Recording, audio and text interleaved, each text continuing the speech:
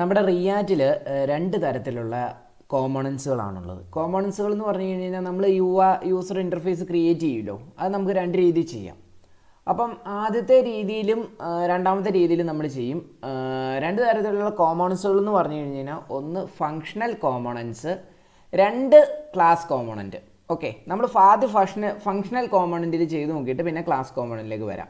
അപ്പം നമുക്ക് സ്ക്രാച്ചിൽ നിന്ന് തന്നെ എഴുതി കൊടുക്കാം ഈ ഒരു ആപ്ലിക്കേഷൻ. അപ്പം ഞാൻ ഇതിൻ്റെ ആദ്യത്തെ ഏറ്റവും മെയിൻ ഇമ്പോർട്ടൻ്റ് ആയിട്ടുള്ള ഫയലിലേക്ക് വന്നു, index.js. ഇവിടെ നമ്മൾ റിയാക്റ്റ് റെൻഡർ ചെയ്യണമെന്ന് നമുക്ക് എഴുതി കൊടുക്കാം. അപ്പം നമ്മൾ ആദ്യം വിളിച്ചു കൊടുക്കുവാണ് ഇമ്പോർട്ട്.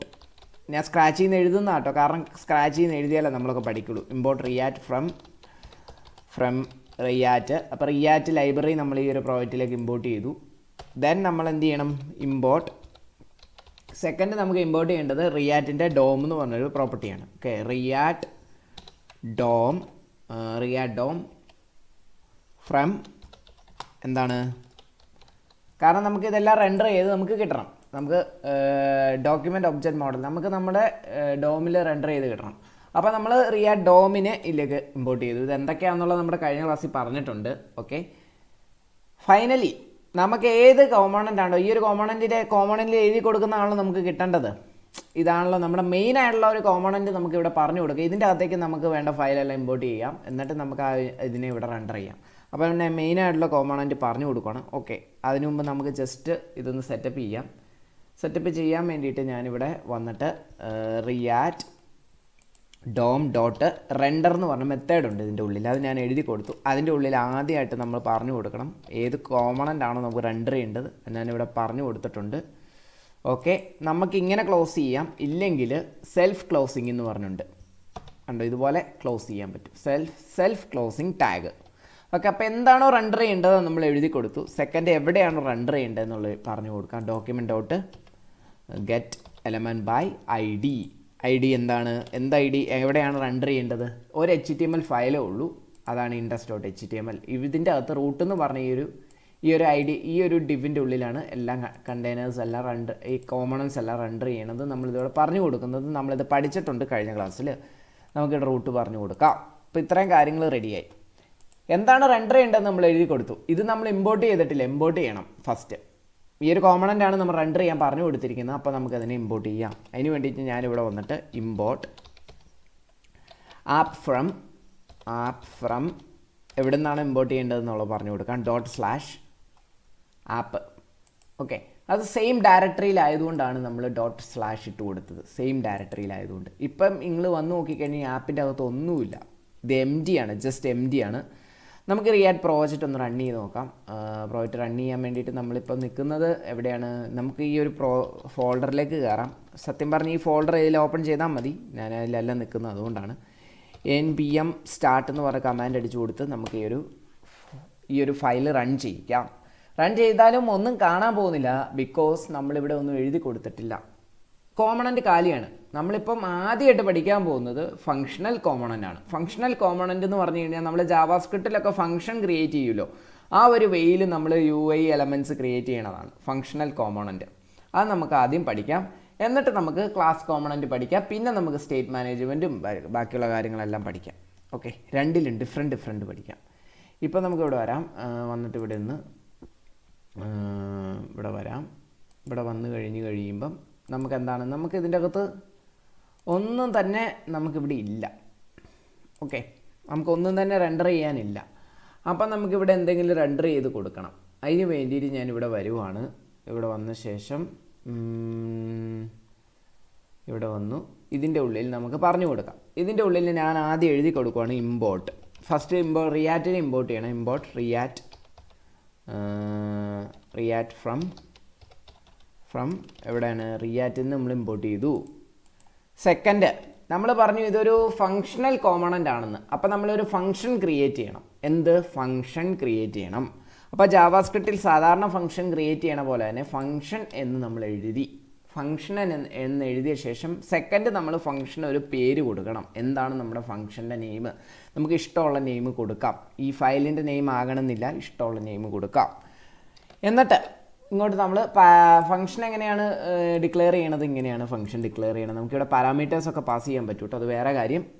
എന്നിട്ട് ഇത് ഇങ്ങനെയാണ് ജാവാസ്ക്രിപ്റ്റിൽ നമ്മൾ ഫംഗ്ഷൻ എഴുതുന്നത്. നമ്മൾ പഠിച്ചിട്ടുണ്ടല്ലോ, ജാവാസ്ക്രിപ്റ്റ് പഠിച്ചിട്ടില്ലെങ്കിൽ പോയി പഠിക്കുക. നമ്മുടെ വീഡിയോയുടെ താഴെ ഡിസ്ക്രിപ്ഷനിൽ കൊടുത്തിട്ടുണ്ട്, എന്നാൽ മാത്രമേ മനസ്സിലാവുള്ളൂ. ജാവാസ്ക്രിപ്റ്റിൽ ഇങ്ങനെയാണ് നമ്മൾ ഫംഗ്ഷൻ എഴുതിയിരിക്കുന്നത്. ഓക്കെ, ഇങ്ങനെയാണ് നമ്മൾ ഫംഗ്ഷൻ എഴുതുന്നത്. പിന്നെ റിയാക്റ്റിൽ നമ്മുടെ ES6-ൻ്റെ ES7 ആണോ 6 ആണോ, ഞാൻ അതിൻ്റെ വേർഷൻ ഓർക്കുന്നില്ല. അതിൽ ലേറ്റസ്റ്റ് ആയിട്ട് നമുക്കൊരു സംഭവം കൂടിയുണ്ട്. നമ്മളിപ്പോൾ ഒരു ഫംഗ്ഷനെ ഇവിടെ എന്താ പറയുക ക്രിയേറ്റ് ചെയ്ത് നമ്മൾ എപ്പോൾ റിയാക്റ്റിലെ ഈ കോമ്പണൻറ്റ് ക്രിയേറ്റ് ചെയ്താലും നമ്മളതിനെ എക്സ്പോർട്ട് ചെയ്തിരിക്കണം. എക്സ്പോർട്ട് കയറ്റുമതി ചെയ്ത് വിടണം. ഇവിടുന്ന് എക്സ്പോർട്ട് ചെയ്താൽ മാത്രമേ ഇവിടെ ഇറക്കുമതി ചെയ്ത് ഈ ഫംഗ്ഷനെ ഇവിടെ ഇമ്പോർട്ട് ചെയ്യാൻ പറ്റുള്ളൂ, എന്നിട്ടേ ഇവിടെ കൊടുത്തു വിടാൻ പറ്റുള്ളൂ. അപ്പോൾ നമ്മൾ ഇവിടുന്ന് ഇത് കയറ്റി വിടണം, എക്സ്പോർട്ട് ചെയ്യണം. നമ്മൾ എക്സ്പോർട്ട് എന്ന് പറഞ്ഞൊരു കീവേഡ് കൊടുത്ത ശേഷം ഡിഫോൾട്ട് എന്ന് പറഞ്ഞ് അത് ഒരു ഡിഫോൾട്ട് ആയിട്ടുള്ളൊരു എന്താ പറയുക സിൻടാക്സ് ഉണ്ട്. ഇതിൻ്റെ സിൻടാക്സ് ആണ് ഇത്, നിങ്ങളിങ്ങനെ പഠിച്ചു വെക്കുക. സിൻടാക്സ് കൊടുക്കുക. ദെൻ ഏത് ഫയലാണോ നമ്മൾ ക്രിയേറ്റ് ചെയ്ത ഫയല് ഫംഗ്ഷൻ്റെ നെയിം, ആ ഫംഗ്ഷൻ നമ്മൾ പറഞ്ഞു കൊടുക്കണം. ആപ്പ് ഇപ്പോൾ എക്സ്പോർട്ട് ഡിഫോൾട്ട് ആപ്പ് നമ്മൾ കൊടുത്തു. എന്നിട്ട് ഇത്ര നമ്മൾ ചെയ്തു. ഓക്കെ, കണ്ടോ, നിങ്ങൾ നോക്ക്. ഇതിൻ്റെ അകത്ത് എങ്ങനെയാണ് നമ്മളൊരു UI എലമെൻ്റ് എഴുതുന്നത്. ഓക്കെ, കാരണം ഒരു ഫംഗ്ഷൻ ക്രിയേറ്റ് ചെയ്ത് കഴിഞ്ഞാൽ ആ ഫംഗ്ഷൻ ഓൾവേസ് റിട്ടേൺ ചെയ്യും. ഓക്കെ, അപ്പം നമുക്കിവിടെ റിട്ടേൺ പറഞ്ഞു കൊടുക്കാം, റിട്ടേൺ സ്റ്റേറ്റ്മെൻറ്റ്. ഈ ഫംഗ്ഷൻ എന്തിനാണ് റിട്ടേൺ ചെയ്യുന്നത്, നമുക്ക് ഈ പേജിൽ എന്താണോ കാണിക്കേണ്ടത് അതിനെയാണ് ഈ ഫംഗ്ഷൻ റിട്ടേൺ ചെയ്യേണ്ടത്. ഓക്കെ, അത് നമുക്ക് പറഞ്ഞു കൊടുക്കാം. ഞാനൊരു റിട്ടേൺ വിളിച്ചു കൊടുത്ത ശേഷം റിട്ടേൺ നമ്മളിങ്ങനെയാണ് എഴുതുന്നത്. ഓക്കെ, ഈ റിട്ടേണിൻ്റെ ഉള്ളിലാണ് നമ്മുടെ പേജിൽ കാണിക്കേണ്ട UI എലമെൻറ്റ് എന്താണോ നമുക്ക് പേജ് കാണിക്കേണ്ടത് നമ്മൾ പറഞ്ഞു കൊടുക്കേണ്ടത്. അപ്പോൾ നിങ്ങളൊരു കാര്യം ശ്രദ്ധിക്കണം, നമ്മൾ നേരത്തെ JSX എന്താണെന്ന് പഠിച്ചു. അതായത് HTML പോലെ തന്നെ ഇരിക്കുന്ന ഒരു സിൻടാക്സ് ആണ് JSX, ജാവാസ്ക്രിപ്റ്റ് XML.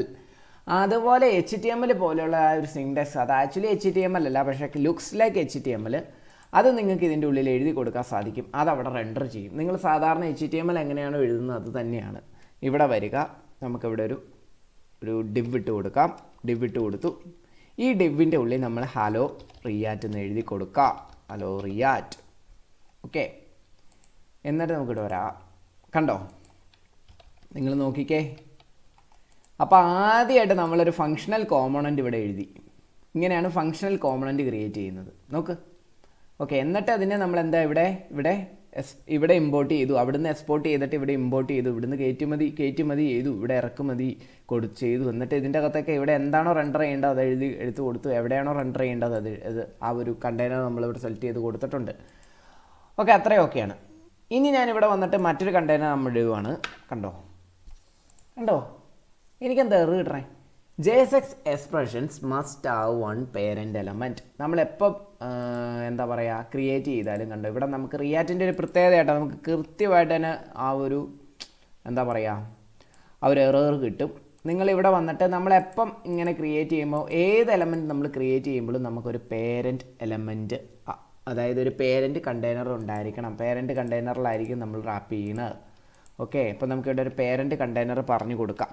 ഞാനൊരു ഡിവ് എന്ന് പറഞ്ഞിട്ട് പേരൻറ്റ് കണ്ടെയ്നർ ഇട്ട് കൊടുത്തു. ഈ ഒരു പേരൻറ്റ് കണ്ടെയ്നറിൻ്റെ ഉള്ളിൽ ബാക്കി നിങ്ങൾ എഴുതുന്നത് മുഴുവൻ റാപ്പ് ചെയ്തിരിക്കണം.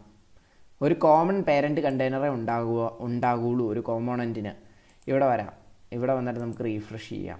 കണ്ടോ, ഇപ്പം നമുക്ക് ആ എറർ ഇല്ല. കണ്ടോ, ഇത് രണ്ടാണ്. നമുക്കിവിടെ വരാം, ഇൻസ്പെക്റ്റിൽ വരാം. ഇവിടെ നോക്കാം. കണ്ടോ, ഡിവ് 2 ഡിവ് ഉണ്ട്. കണ്ടോ, ഇതിനൊരു പേരൻറ്റ് കണ്ടെയ്നർ ഉണ്ട്. കണ്ടോ, പേരൻറ്റ് കണ്ടെയ്നർ ആ ഒരു ബ്ലൂ കളർ വരും, നിങ്ങൾ ശ്രദ്ധിച്ചോ. ഓക്കെ, ഇനി നമുക്ക് ഡിവായിട്ട് കൊടുക്കണ്ട, നമുക്ക് ഇങ്ങനെയും കൊടുക്കാം. ഇങ്ങനെ കണ്ടോ, നിങ്ങൾ നോക്കിക്കോട്ടോ, ഇങ്ങനെ കൊടുക്കാം.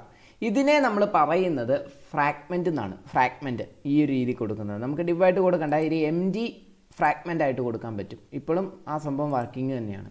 ഓക്കെ, അപ്പം ഇങ്ങനെയാണ് നമ്മൾ ഫങ്ഷണൽ കോമ്പണൻറ്റ് ക്രിയേറ്റ് ചെയ്യണത്. ഈ ഫങ്ഷണൽ കോമ്പണൻറ്റ് തന്നെ നമുക്ക് ഇതിൻ്റെ ഉള്ളിൽ നമുക്ക് ജാവാസ്ക്രിപ്റ്റ് എങ്ങനെ ഇതിൻ്റെ ഉള്ളിൽ വർക്ക് ചെയ്യും. ജാവാസ്ക്രിപ്റ്റ് വർക്ക് ചെയ്യണമല്ലോ. നമുക്കിവിടെ ഒരു കാര്യം ചെയ്യാം. ഇവിടെ നമുക്കൊരു വേരിയബിൾ ഡിക്ലെയർ ചെയ്യാം. ലെറ്റ് ഹെഡിങ് എന്നും പറഞ്ഞ് ഞാനൊരു വേരിയബിൾ നെയിം കൊടുത്തു. ഹെഡിങ് ഇതൊരു ജാവാസ്ക്രിപ്റ്റ് എക്സ്പ്രഷനാണ്. അതായത് ഇതൊരു ജാവാസ്ക്രിപ്റ്റാണ് ഞാനിപ്പോൾ എഴുതി കൊടുത്തിരിക്കുന്നത്. നമ്മളൊരിക്കലും ജാവാസ്ക്രിപ്റ്റ് ഇതിൻ്റെ റിട്ടേണിൻ്റെ ഉള്ളിലല്ല നമ്മളിത് എഴുതി കൊടുക്കുന്നത്, നമ്മളിവിടെയാണ് എഴുതി കൊടുക്കേണ്ടത്. ഓക്കെ, ഇവിടെ നമ്മളിതിവിടെ കൊടുത്തു. എനിക്കിതിവിടെ നിന്ന് കിട്ടണം. എങ്ങനെ കിട്ടും? നമുക്കിവിടെ വന്നിട്ട് ഇങ്ങനെ ഇവിടെ ഹെഡിങ് എന്നും പറഞ്ഞ് എഴുതി കൊടുക്കാൻ പറ്റില്ല. ഹെഡിങ് എന്നും പറഞ്ഞ് എഴുതി കൊടുത്തു കഴിഞ്ഞാൽ എനിക്ക് എന്താണ് ആൻസർ കിട്ടണത്? എനിക്കിതാണ് ആൻസർ കിട്ടണത്. അപ്പോൾ ജാവാസ്ക്രിപ്റ്റ് വർക്ക് ചെയ്യണമെങ്കിൽ നിങ്ങൾ അതെപ്പോഴും കേളി ബ്രാക്കറ്റ്സിൻ്റെ ഉള്ളിൽ ഇടണം. ഇപ്പോൾ ഇതൊരു വാലിഡ് ജാവാസ്ക്രിപ്റ്റ് എക്സ്പ്രഷനാണ്. ഈ ഒരു വേരിയബിൾ നെയിം ഇപ്പോൾ ഇവിടെ എടുക്കുന്നുണ്ട്. ഓക്കെ, ഇവിടെ വരാം. കണ്ടോ, രഹിൽ ആൻസർ കിട്ടി. അപ്പോൾ നിങ്ങളിങ്ങനെ കേളി ബ്രാക്കറ്റ്സ് ഇട്ടിട്ടാണ് ജാവാസ്ക്രിപ്റ്റ് എഴുതുന്നത്. എവിടെ? റിട്ടേൺ സ്റ്റേറ്റ്മെൻറ്റിൻ്റെ ഉള്ളിൽ. ഇവിടെ നമ്മൾ എന്താണ് എഴുതുന്നത്? HTML പോലെ ഇരിക്കുന്ന സ്റ്റേറ്റ്മെൻ്റാണ് എഴുതുന്നത്. സിൻടാക്സ് അതെന്താണ്? JavaScript XML. ഓക്കെ, HTML പോലെ ഇരിക്കും. ഓക്കെ, നമുക്കിത് ഇവിടുന്ന് എടുക്കാം. ഇവിടുന്ന് എടുത്തിട്ട് നമുക്ക് ഇവിടെ മേലെ ഇടാം. മേലെ ഇട്ടിട്ട് നമുക്ക് നോക്കാം. ഓക്കെ, മേലെ ഇട്ടിട്ട് നോക്കാം. കണ്ടോ, നമുക്ക് സെയിം ഇത് തന്നെ കിട്ടി. ഓക്കെ, നമുക്കിത് ഇവിടുന്ന് എടുക്കാം. ഇവിടുന്ന് എടുത്തു, ഞാൻ ഇവിടുന്ന് കട്ട് ചെയ്തു, ഇതിൻ്റെ അകത്തിടാം. കണ്ടോ, നമുക്കിത് ഇതിൻ്റെ അകത്ത് ഇടാൻ പറ്റില്ല, എററാണ്. ഓക്കെ, നമുക്കിത് ഇവിടെ ഡിക്ലെയർ ചെയ്യണമെങ്കിൽ നമുക്ക് ഈ ഒരു റിട്ടേണിന് പുറത്താണ് നമുക്ക് ഈ ഒരു വേരിയബിൾ നെയിം ഡിക്ലെയർ ചെയ്യാൻ പറ്റുള്ളൂ. ഇതിന് താഴെ നമുക്ക് ഇത് കൊടുക്കാൻ പറ്റില്ല. ഇതിൻ്റെ താഴെ കൊടുത്താൽ എന്താണ് നമുക്ക് ആൻസർ കിട്ടണത്? നമുക്ക് നോക്കാം. ഓക്കെ, നമുക്ക് ഇവിടെ നമുക്ക് കൺസോളിൽ നോക്കാം. കൺസോളിൽ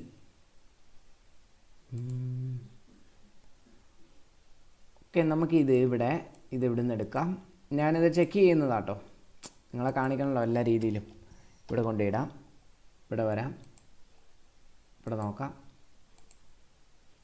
നമുക്കൊരിക്കലും റിട്ടേൺ സ്റ്റേറ്റ്മെൻറ്റിൻ്റെ ഉള്ളിൽ ഇത് കൊടുക്കാൻ പറ്റത്തില്ല കേട്ടോ. റിട്ടേൺ സ്റ്റേറ്റ്മെൻറ്റിൻ്റെ ഉള്ളിൽ നമുക്ക് കൊടുക്കാൻ പറ്റത്തില്ല.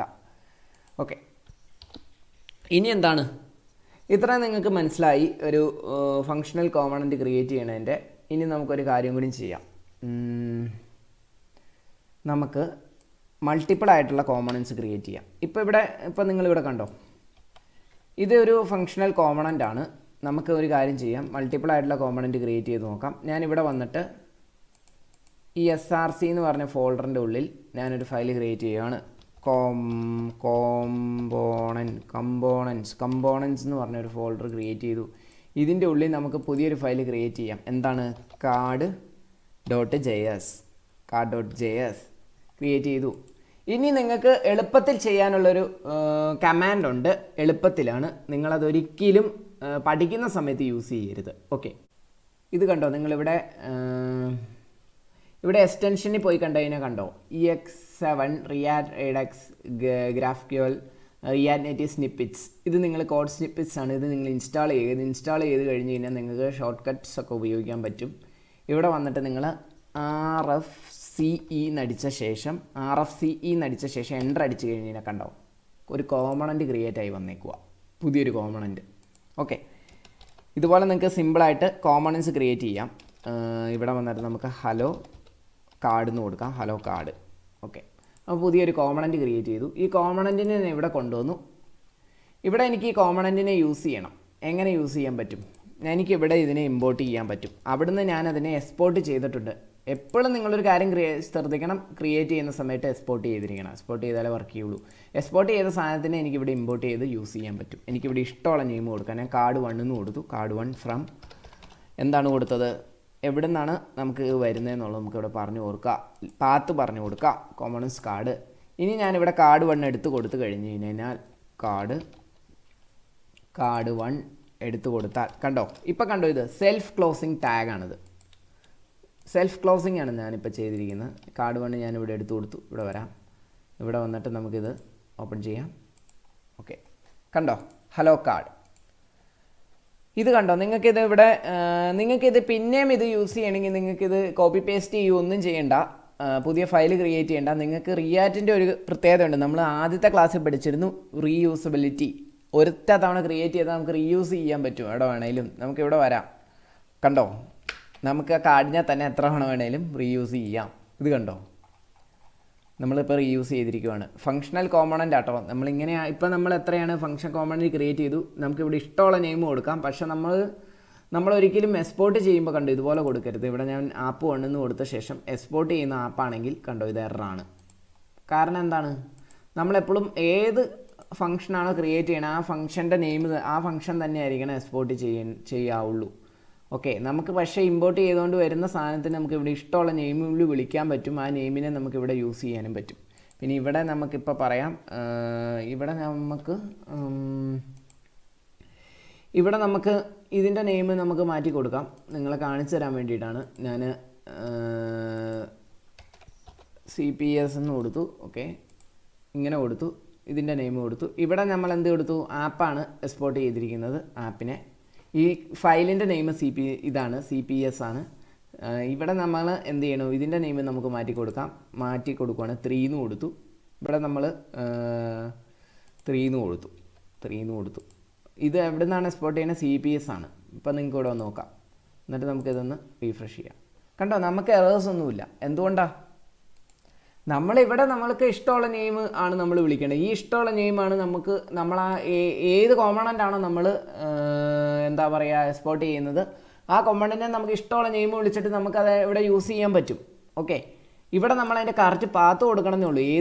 ഏത് ഫയലാണോ ആ കറക്റ്റ് പാത്ത് നമ്മളിവിടെ പറഞ്ഞു കൊടുക്കുക. നമ്മളൊരു കാര്യം ശ്രദ്ധിക്കേണ്ട എന്താണെന്ന് വെച്ച് കഴിഞ്ഞാൽ ഈ ഒരു ഫംഗ്ഷൻ്റെ നെയിം തന്നെയായിരിക്കണം എക്സ്പോർട്ട് ചെയ്യുമ്പോഴും കൊടുക്കാവുള്ളൂ. ഓക്കെ, അത്രയേ ഉള്ളൂ. ഇത് കണ്ടോ, നമുക്കിങ്ങനെ മൾട്ടിപ്പിളായിട്ട് ക്രിയേറ്റ് ചെയ്യാൻ, കണ്ടോ, മൾട്ടിപ്പിൾ കോമ്പണൻറ്റ് ക്രിയേറ്റ് ചെയ്യാൻ പറ്റും. പുതിയൊരു ഫംഗ്ഷണൽ കോമ്പണൻറ്റ് നമുക്കിവിടെ ക്രിയേറ്റ് ചെയ്യാം. ഞാൻ ഹെഡ് എന്ന് കൊടുത്തു, head.js. ഇത് പുതിയൊരു ഫംഗ്ഷണൽ കോമ്പണൻ്റ് ആട്ടോ. ഇവിടെ നമുക്ക് RFCE എന്ന് കൊടുക്കാം. പെട്ടെന്ന് തന്നെ എഴുതാൻ വേണ്ടിയിട്ടാണ്. ഇവിടെ നമുക്ക് എന്താണ് പറയുക, ഇവിടെ നമുക്ക് H1ൻ്റെ അകത്ത് നമുക്ക് എന്ത് കൊടുക്കണം? ഹലോ ഹെഡ് എന്ന് കൊടുക്കാം, HAD ഹെഡ്. ഓക്കെ, ഇതിനെ നമുക്കിവിടെ യൂസ് ചെയ്യാൻ പറ്റും. നമുക്ക് ഇഷ്ടമുള്ളൊരു പേരിൽ വിളിക്കാം. ഓക്കെ, നമുക്കിതിവിടെ കൊടുക്കാം. ഇവിടെ നമുക്ക് എന്ത് കൊടുക്കണം? ഹെഡ് കൊടുക്കാം. ഓക്കെ, ഇനി നമുക്കിവിടെ വരാം. എന്ത് കിട്ടി? എനിക്ക് എറേഴ്സ് കിട്ടി. കാരണം എന്താ? നമ്മൾ സെയിം ഇത് തന്നെയാണ് വിളിച്ചിരിക്കുന്നത്. അപ്പം നമുക്കിത് പറഞ്ഞു കൊടുക്കാം. ഇവിടെ ഞാൻ 2 ആക്കി, ഇവിടെ ഞാൻ 2 ആക്കി. ഓക്കെ, എന്നിട്ട് ഇവിടെ വരാം. ഇപ്പോൾ കണ്ടോ, ഹലോ ഹെഡ്. അങ്ങനെ നമ്മൾ ഫങ്ഷണൽ കോമ്പണൻറ്റ് ക്രിയേറ്റ് ചെയ്ത് എഴുതി നോക്കിയിട്ടുണ്ട്. ഓക്കെ, ഇനി നമ്മൾ പഠിക്കാൻ പോകുന്നത് അടുത്ത ക്ലാസ്സിൽ സ്റ്റൈലിങ്ങിനെ പറ്റിയായിരിക്കും. പിന്നീട് നമ്മൾ ഇത് ക്ലാസ് കോമ്പണൻറ്റ് വെച്ച് എങ്ങനെയാണെന്നുള്ളത് നോക്കും. പിന്നെയാണ് നമ്മൾ സ്റ്റേറ്റ് മാനേജ്മെൻറ്റും കാര്യങ്ങളിലേക്കൊക്കെ വരുന്നത്. നമ്മൾ ഡീപ്പായിട്ടാണ് പോകുന്നത്. നിങ്ങൾക്ക് മനസ്സിലായെന്ന് തോന്നുന്നു. അപ്പോൾ ഓക്കെ.